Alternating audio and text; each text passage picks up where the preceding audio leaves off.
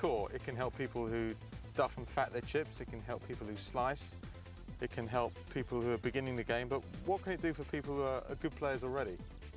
Well, there's a lot spoken about the plane of a golf swing, Rob. There's loads of contraptions out there to help you with the plane of your swing. A lot of the tour players, Tiger's always talking about having his club on plane. A lot of the other top players are working on that, trying to simplify and get more consistent.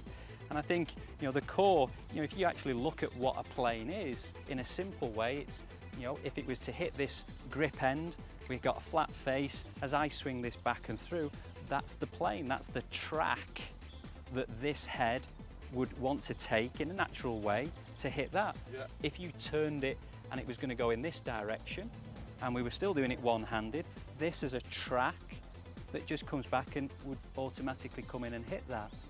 The simplest track would do that. You wouldn't want to sort of loop the head around to hit this thing here. Yeah.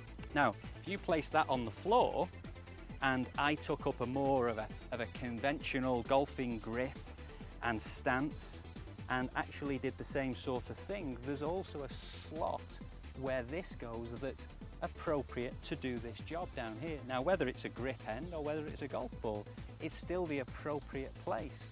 Now, if you tweaked it a little bit, I'd go, oh no, I don't want it in that place. It's not quite the right place. How do I know that? Well, really it all comes from the flat face. The flat face somehow, as it tracks back, connects to what I'm going to hit. So as I swing this back here, I know that that's in the ideal place to come back down and deliver itself to whatever I'm hitting down there. Now, if I change grips and went to a sort of a normal interlocking golf grip, the same thing has got to happen. There's no reason for me to take the club over here, which some reasonable players do. They whip the club inside.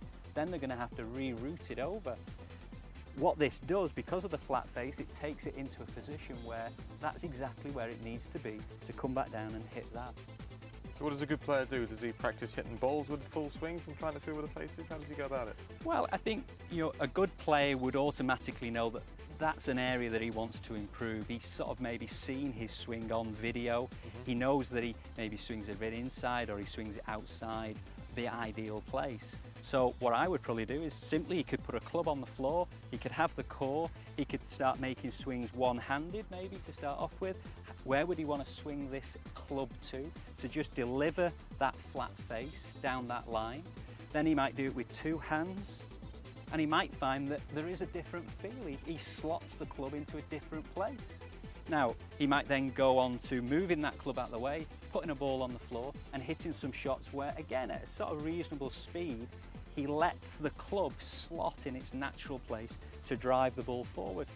Then, obviously, that's the big job, isn't it? He's got to move that onto maybe a 7 or an 8 iron and see if he can get the same sense, the same relationship between that club face as he hits the ball. So quite simply, there's something in the core for everybody? Well, there is, absolutely.